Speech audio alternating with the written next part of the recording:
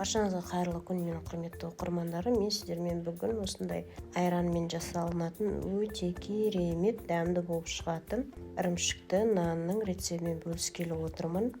Қазақша каналды қолдап, лайк басып, пікір қалдырып кеткен жандар үшін алғысым шексіз. Ең алдымен осындай бөлме температурасындағы жылы айранымызға кішкене ғана тұз салып, қант салып және 3 қасық сұйық май құйып, әдемілеп қамыр илейміз.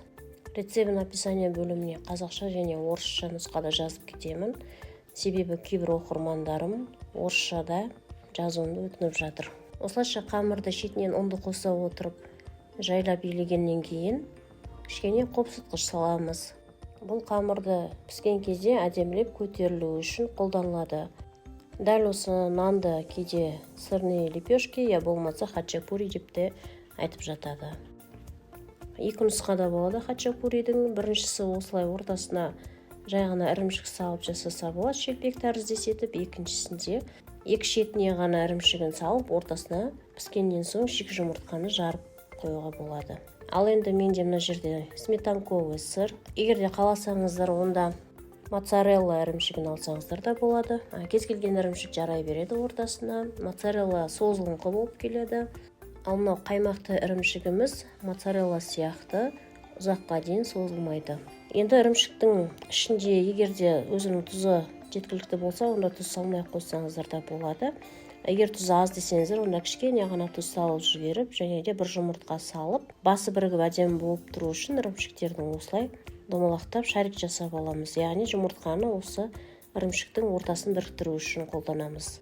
Дайын болған қамырымызды да төртке бөліп, ортасына домалақтанған ірімшіктерді салып, табамызға пісіріп алатын боламыз.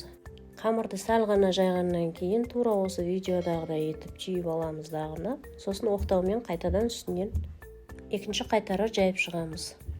Тым қатты жұқап жайып жіберге болмайды, себебі қамырымыз жыртылып кетеді дағыны, ортасындағы ірімшіктері піскен кезде сыртына ағып кетеді. Міне қараңыздар, дәл осындай қалыңдық жетеді.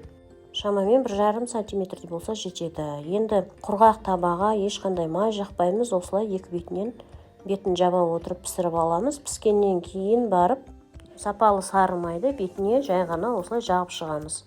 Бұл нан жылдам піседі. Осылай булап пісірген кезде қараңыздар, мынау көтерілген кезде топ-томпақ болып, түрінің өзі сондай сүйкімді болып шығады. Дәмі енді сіздерге айтып жеткізе алмаймын, өте керемет дәмді болып шығады. Міне қараңыздар, әлі де жылыдай болып тұр нан. Шамалы басылады томпайғаны. Содан кейін ортасын кесіп көрсетейін сіздерге. Міне жалпы хачапуридің қай нұсқасын жасасаңыздар да дәмді болады.